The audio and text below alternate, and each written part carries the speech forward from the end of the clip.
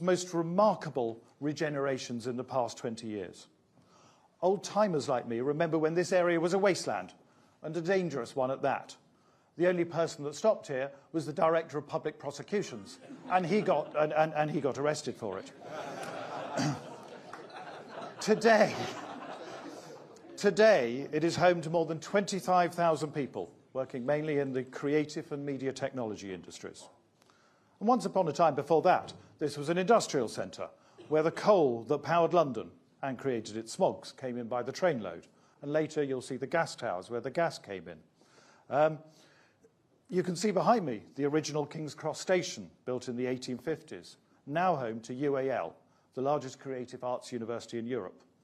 Then I'm afraid this area fell into disrepair and ruin until the renewal you see today. It took the combined vision of people in the private and public sector alike to create this environment and renew this area to make it fit for the 21st century and a symbol of London's ability to reinvent itself. I can vouch for myself that this is a place where people come to do their best work, and I feel a surge of optimism every time I come here. The building on the left here is the new Google Europe headquarters, and not far away is DeepMind, one of the world leaders in AI. Nearby too is Meta and the World Centre of Universal Music. So I'm not going to go on, but this is a great place to talk about renewal. As part of our work here, we are always hugely pleased and proud to invite leading politicians and public figures to this building to ensure that we stay at the heart of public debate. And in that spirit, I'm now delighted to welcome Kemi Badenoch, leader of the Conservative Party and leader of the opposition, to talk about the Conservative Party's renewal. Thank you.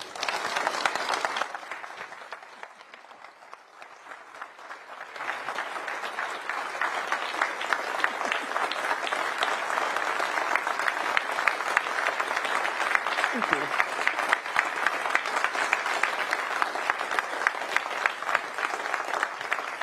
Neil, thank you for that lovely introduction. We are living off the inheritance of previous generations. For 3 centuries, every era in our country's history left a better legacy for its children. The greatness of the UK was forged by the sacrifices of our ancestors. They built, they innovated, and they took tough decisions. They never assumed that prosperity was guaranteed. They made sure that it was. But that has bred an assumption that Britain will always be wealthy. We are a wealthy country, but we are becoming weaker through complacency. We are losing our resilience. We can't make things like we used to. We don't build as quickly. We are spending too much on debt, too much on welfare, and too little on defence. We are not growing like we should be. That's us. That's Canada, a little higher. That's the US growth. And up there at the top is Australia. We are not creating a legacy for the next generation. Worse than that, we are mortgaging our children's future by not recognizing that the world has changed. We're making things harder and harder for them across the board. If you look at real disposable income, or GDP per capita, or home ownership, you will see that things are stagnating or going backwards. In 1974, you could save up for a deposit to buy a house in less than 6 months. Now the average time is more than 11 years. Conservatism is about ensuring the very best of our society is preserved for the next generation, not just our own. As Roger Scruton said, conservatism is about the love of what exists, not because it is perfect, but because it is ours, and because it has grown from the lives of those who came before us. Our party has a proud history of helping the country recover from crisis. The Cold War, the economic reforms of the 1980s, the aftermath of the 2008 financial crash. It has often been our duty to shepherd our country's recovery. Yet last July, we suffered the worst defeat in our party's history. We replaced the principles-based government that brought us success with the managerialism of Labour that gave our power to quangos and courts. We assumed that we would always be wealthy, so we focused on the status quo rather than the future. And now Labour are back, and they are already making everything worse. Jobs are disappearing, taxes are rising, and growth is shrinking. They are vandalizing education, and they are completely clueless on the need for real reform of regulation. But we have to acknowledge that Labour are there because we made mistakes. And the public made it very clear that the Conservative Party needed some time away from government. Our job right now is to use that time wisely, just as Margaret Thatcher and David Cameron did in generations past. And just like the 1970s and 2000s, our party cannot shortcut our way back into office with easy answers or rushed announcements. We must develop credible plans that are based on shared Conservative values: personal responsibility, citizenship, sound money, family, freedom, and so much more. Plans that show that we are thinking about tomorrow, plans that are ambitious, tackling problems with the detail they deserve, but are rooted in realism, not wishful thinking. Today, I am talking about one of the biggest ways that we are destroying our children's inheritance. Let's start by telling the truth on energy and net zero. Every single thing we do in our daily lives is dependent on cheap, abundant energy. When energy became cheap and abundant, living standards began to rise. Health and life expectancy grew. Cheap, abundant energy is the foundation of civilization as we know it today. We mess with it at our peril. But that's exactly what's been happening for 20 years. And it's now starting to cause real pain for everyday people and businesses. The cost of electricity, far too high, much higher than nearby and comparative countries, with the real possibility that it's going even higher still with environmental levies. A big chunk of our existing bills are not direct energy costs. People are struggling to pay them. Businesses, especially manufacturing businesses, are closing down, and there is no real plan for bringing costs down. That surely cannot hold. It's fantasy politics built on nothing, promising the earth and costing it too. As a society, we have been trying to do two things at once: keep energy costs down whilst reducing our impact on the environment. These are both noble aims. Conservatives like Margaret Thatcher have always been custodians of our natural environment, cherishing the forests that breathe life into our world, protecting the rivers that nourish our lands, and preserving the landscapes that inspire our souls. It is our duty to safeguard the delicate balance of nature for future generations. But the current policies the UK has been implementing are not doing this, while at the same time driving up the cost of energy. We're falling between two stools: too high costs, too little progress. And why? Because there's never, ever been a detailed plan. Ed Miliband's Climate Change Act 2008, no plan.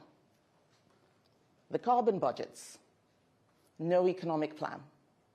And then in 2019, Parliament legislated for net zero by 2050, but no plan. A multi-trillion-pound, 30-year project touching every single aspect of all our lives was decided in 90 minutes without a single vote. Of the 22 MPs who spoke that day, only 2 sounded notes of caution. I was one of them. I asked for the plan. I asked for it that day. I asked for it many days after. And I waited and waited and waited. 840 days later, a plan came. And it wasn't enough. So much so that environmental bodies are taking the government to court and winning because there isn't enough detail. We are closing down oil fields in Scotland that we need from transition from gas to renewables because the plan doesn't make sense. Let's think about it for a minute. We are already 1/6 of the way through net zero 2050 that we planned that day, and we are still arguing about what the plan is to get there. And all the politicians who gloss over the lack of a plan will be long gone when those targets are missed in the future and our children suffer. So please don't be fooled, and certainly don't be fooled by other parties' rhetoric. I remember Nick Clegg dismissing the idea of building new nuclear because it would not come online until 2022. That decision has cost us billions. Who was the Lib Dem Energy Secretary? Ed Davey, now leading the Liberal Democrats. And new parties will turn up, like Reform, who don't have real answers to our country's challenges. That's why their energy policy fell apart right after they announced it. We need a serious approach. We've got to stop pretending it's simple, and we have got to stop government by press release announcements without a policy plan.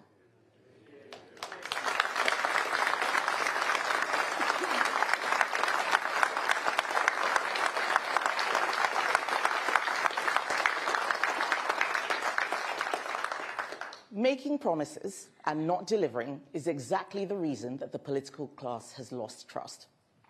The only way that we can regain it is to tell the unvarnished truth. Net zero by 2050 is impossible. I don't say that with pleasure. I want a better future and a better environment for our children, but we have to get real. Anyone who has done any serious analysis knows it cannot be achieved without a significant drop in our living standards, or worse, by bankrupting us. Responsible leaders don't indulge in fictions which are going to make families poorer or mortgage their children's future. Without the rest of the world doing the same, we are making our country less safe, less secure, and less resilient. Let me give you 3 truths at the heart of net zero. First, the published plans are completely muddled. It is true that the UK has made the greatest progress on carbon emissions in the developed world. Yet we are only responsible for 1% of global emissions. Even if we hit absolute zero, we will not have net zero around the world if other countries are not following us. And they are not. They certainly will not if they see us bankrupting ourselves to get there. Our success at reducing emissions has also come at a significant cost. The highest electricity bills in the developed world.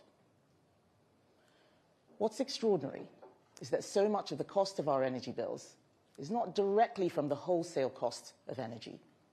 Huge amounts are being spent on switching around how we distribute electricity, because we effectively build 2 systems now of electricity generation, one based on renewables and one not. One for when the sun shines and the wind blows, and one for when they don't. Instead of dealing with these challenges, Labour play rhetorical games, talking about missions, goals, and mistaking press releases about GB Energy for actual solutions. The real reason no one in their government is talking about a proper overall plan is that they know it would reveal just how catastrophic the actual costs will be for families, for businesses, and for our economy.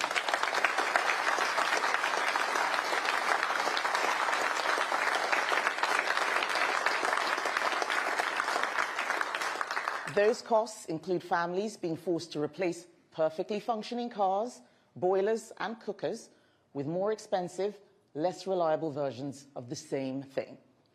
The costs will mean businesses paying much more than we already are for energy. So our industrial base and manufacturing businesses get weakened even further. And it will mean our economy losing out on exploiting our own natural resources in the North Sea, while being saddled with ever greater debt. That's just the first truth. Second, even where there is a plan, we are behind. Let's look at one easy example. By 2040, the Committee on Climate Change says more than half of UK homes need to rip out their boilers and replace them with a heat pump. There is no way we can do this quickly enough on that timescale. 17 million houses need to be fitted with an expensive heat pump in just 15 years. How many houses have one now? Fewer than 300,000, because heat pumps run on a lot of expensive electricity, and it turns out many people just don't like them. But let's look at the good statistics. Last year, we saw the highest number of heat pumps ever installed in the UK, 50,000. That's the best we've ever done. So at that rate, it will take 340 years, not 15, to get to the target. And most of the 50,000 were installed with some form of government subsidy, or as I prefer to call it, taxpayers' money.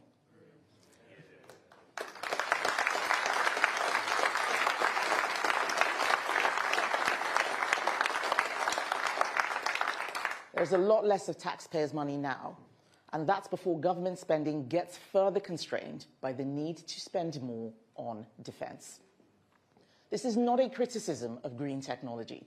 I support the shift to renewables when they make energy cheaper and more secure. However, they are not a perfect solution and come with their own challenges, which brings me to the third truth.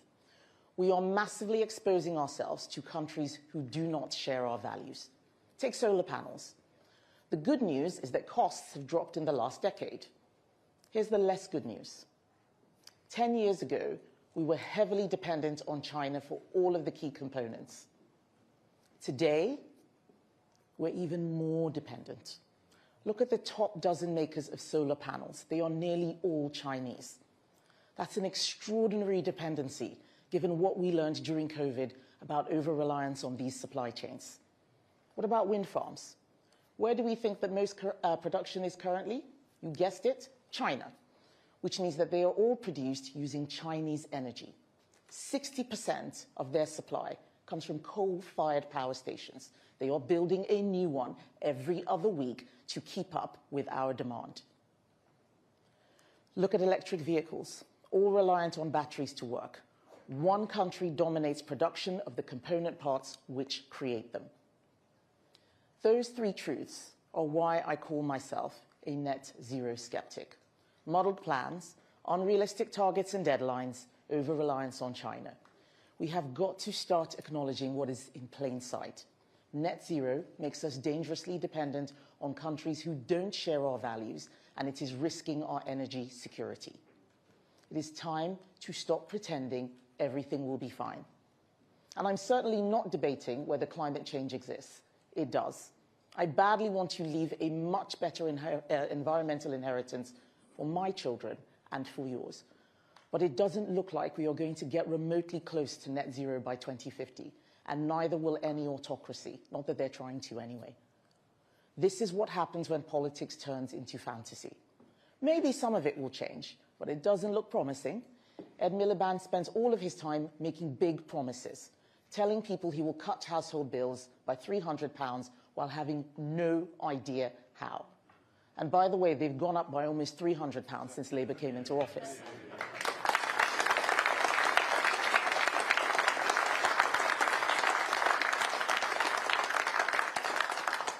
I often say that when you want to help people, you tell them the truth.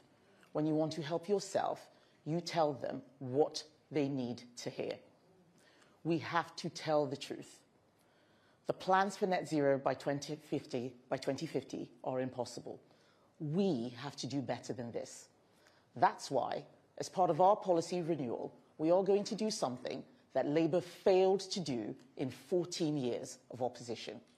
We are going to deal with reality, confront the real problems, answer the real questions, and be ready with a plan.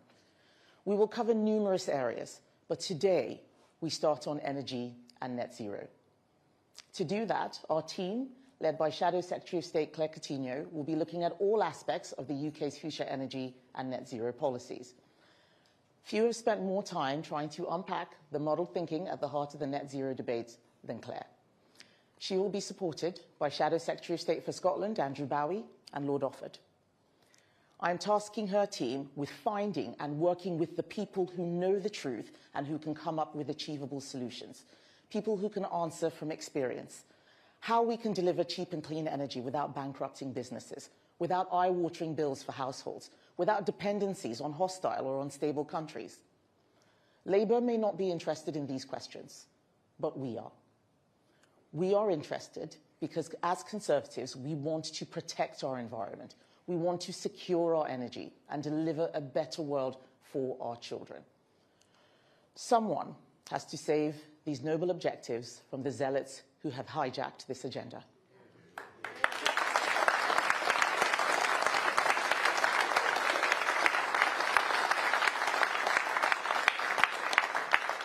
The best way to deliver clean energy and a better environment is with the market.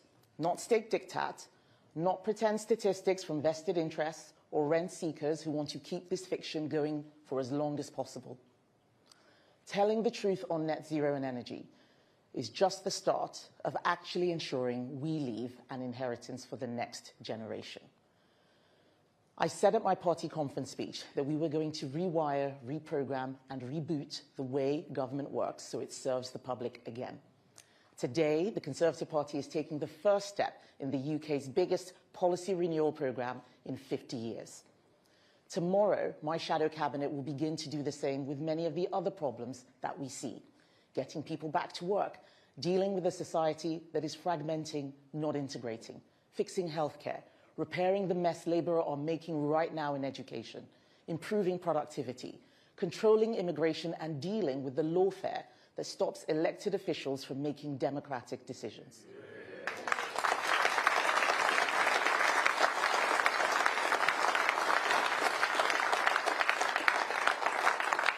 And there will be so much more. In the weeks ahead, I will say more on the academics, experts, business people, members from all walks of life who will help us get to the root cause of our country's problems. Our party members shape our policy, and they will be at the heart of this.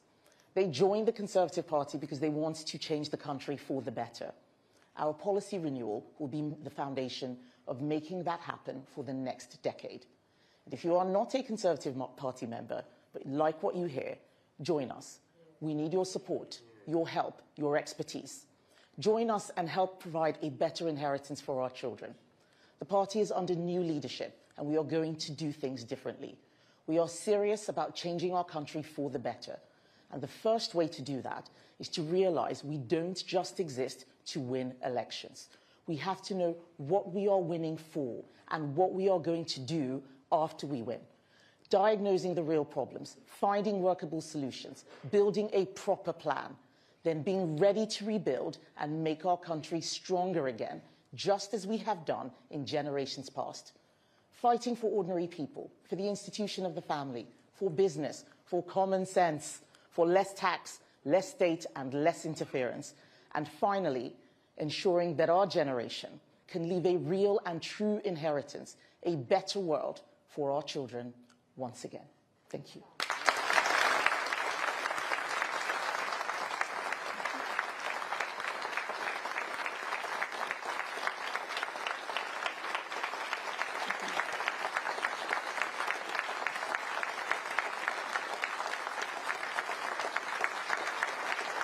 Thank you, everybody.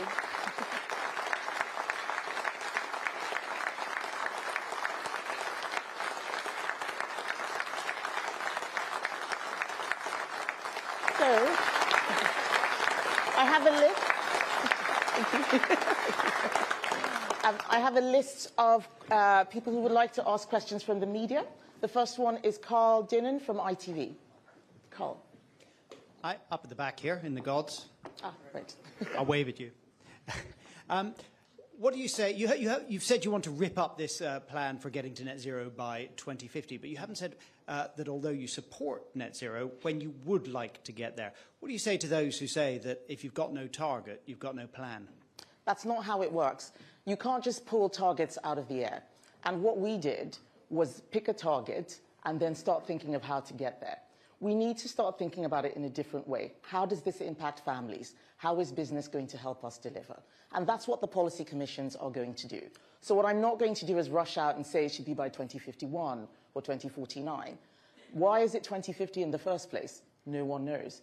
This is one of the things that we have got to fix, just simply making announcements without plans. So at some point, we will come out with new policies, but it may be that there's a better way of delivering net zero.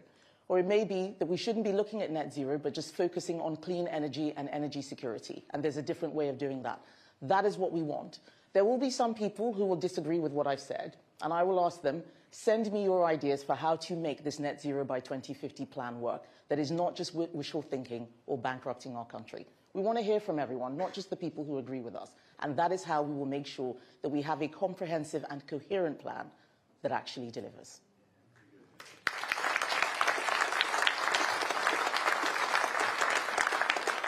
Ali Fortescue from Sky. Thank you, Ali Fortescue from Sky. In government, you did support net zero targets. What has substantially changed since then? And I also want to ask you a broader question, because you're seen as a straight talker, so I'm hoping we can get a straight answer. It is not difficult to find colleagues of yours who think that you're failing to cut through as leader. Do you think those colleagues have underestimated you, or were you overestimated when the party picked you to be its leader? Okay, thank you. So on the first question, I haven't changed my mind. What you're describing is called collective responsibility. I was a member of the government. I sat in the committees where people were trying to make the plans work, and I could see that they were not going to deliver. I said so in 2019 when I asked the question when it was first announced. I said it again in 2022 when I first stood for leadership. I said it in 2023 when I lobbied to reduce the ZEV mandates that was being imposed on the car manufacturers who were coming to my office telling me it couldn't work. And I said it again last year, 2024. The person who's been consistent all this is me. And I'm not going to pretend that I won't have critics. And it's not easy to find critics. This is politics. Being a politician is about being criticized. What I'm asking people to do is listen to what I'm saying. I am not doing what all the other parties are doing. We are changing the way we do things. The Conservative Party is under new leadership, and we have to make sure that we think things through and don't just give announcements without a proper plan to back them up.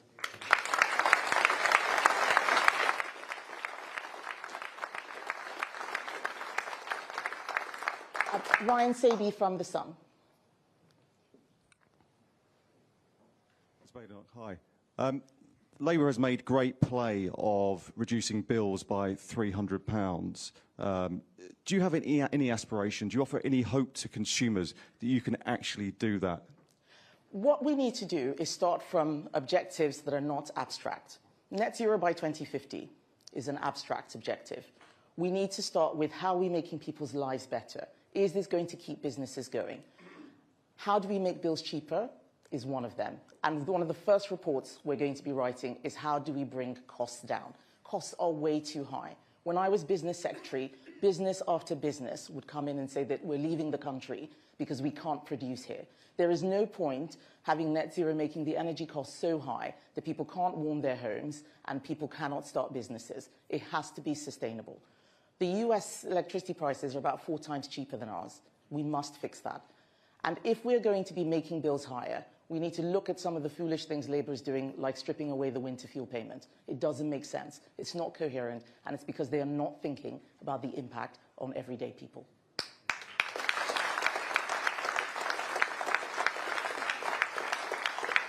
Ben Wright from the BBC. Thank you. The aim of the 2050 net zero target is to stave off catastrophic climate change. By abandoning a target set by a Tory Prime Minister, aren't you simply trying to trump Reform UK, which also wants to scrap net zero, and stave off the threat to your party from Nigel Farage? There was no reform in 2019 when I first spoke about this. There was no reform in 2022. I've been talking about this for a long time.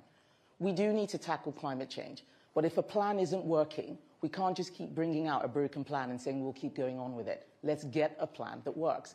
If the way to tackle climate change is net zero, let's figure out a way that does it without bankrupting our country and impoverishing our people. That is the message that I am giving here today.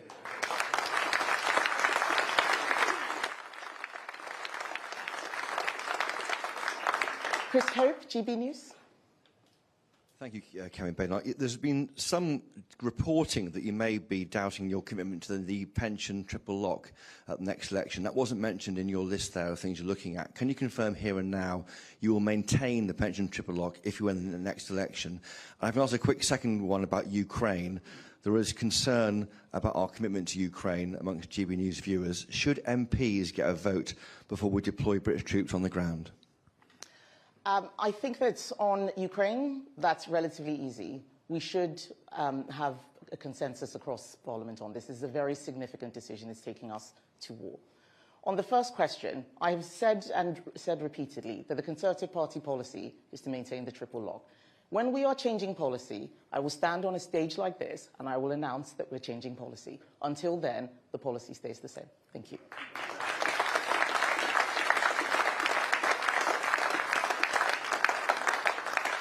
Aubrey Allegretti from The Times. Hello. You've reiterated your belief in man-made climate change and suggested that we should improve how we tackle it. Do you think that that is best done on an industrial, a national and international level? Or do you think it's sort of still worth people taking small actions in their own day-to-day lives? And if so, what do you personally do in your household to stay green? Do you, for example, plan to buy an electric car like a Tesla? So no, I do not plan to buy a Tesla. But you're absolutely right. One of the things that I mentioned in my speech was the Conservative principles, and one of them is personal responsibility. We do believe in being custodians of our natural environment, and everybody has to take personal responsibility and do what we can to make sure that we reduce our impact on the environment. And whether that's with buying a car that is more sustainable, building a home that is passive, we should all do everything we can. The problem comes when the government makes a plan that people cannot handle and forces them to do things that they cannot afford and puts it in law. That's one of the issues. And I do think that this has to come from international consensus. There is no point the UK getting to net zero if everybody else is carrying on as they are. If China is opening a coal-fired power station every 2 weeks, we're not going to get to net zero like that. But we can make sure that whatever we're doing, we have our core objectives in mind. Cleaner, cheaper energy and a better environment. That's what we need to start from. We spend too much time talking about the abstract of net zero rather than the reality of what we're trying to deliver. And I'm trying to shift the conversation so that it is rooted in realism. Thank you.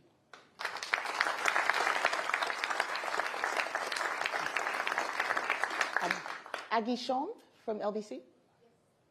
I hope I said that right. Almost. Aggie Shambury from LBC. Very close. Can I just be completely clear on targets? So will you come out with a target at some stage? What stage will that be if you do? And just now you talked about personal responsibility. Can you talk about what you do in terms of personal responsibility? Do you recycle? Do you cycle around on a bike? What else do you do? Right. So I'm not going to stand here and just make a target. If I did so, that would be me repeating the same mistake, just plucking something out of the air.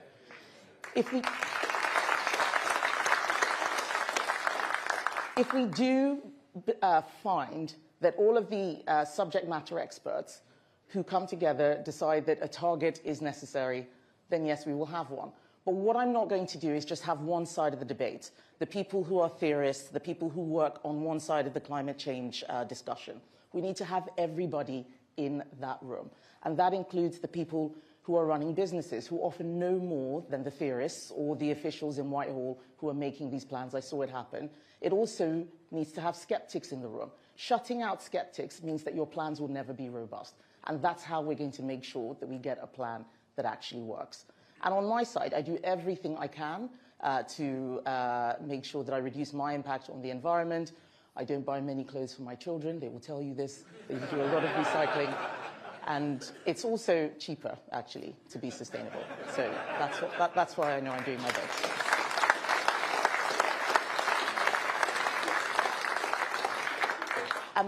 Harriet Line from the Mail. Thank you. On the other policies in the Policy Renewal Programme, will you examine whether to commit to pulling out of the European Convention on Human Rights? And has your thinking on this changed, or are you still on the fence? So what I said in the leadership campaign still holds, that if we need to leave the ECHR, we will do so, but we're not going to do it without a plan. I remember voting before I became an MP in the 2016 Brexit referendum, only to become an MP the next year and see that we'd made a decision, but a lot of the thinking had not been done and we were making it up on the fly. We cannot do that again. Even leaving the ECHR is not enough to solve the myriad problems that we have. That's why I talked about lawfare in its entirety. There are many things, including some of the agreements that underpin how we've got to net zero. So we will need something that looks across the board. I have been talking about complete policy renewal, not policy tweaks or just things that are for the moment, but that will last for the long-term future.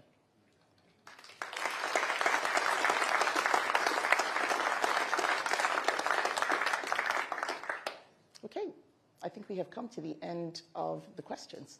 So I just want to thank everyone who's given up their Tuesday morning to be here. I know that this will be challenging for some, but I welcome the challenge. We're going to do this together. We can deliver a better inheritance for our children, and the policy work begins now. Thank you.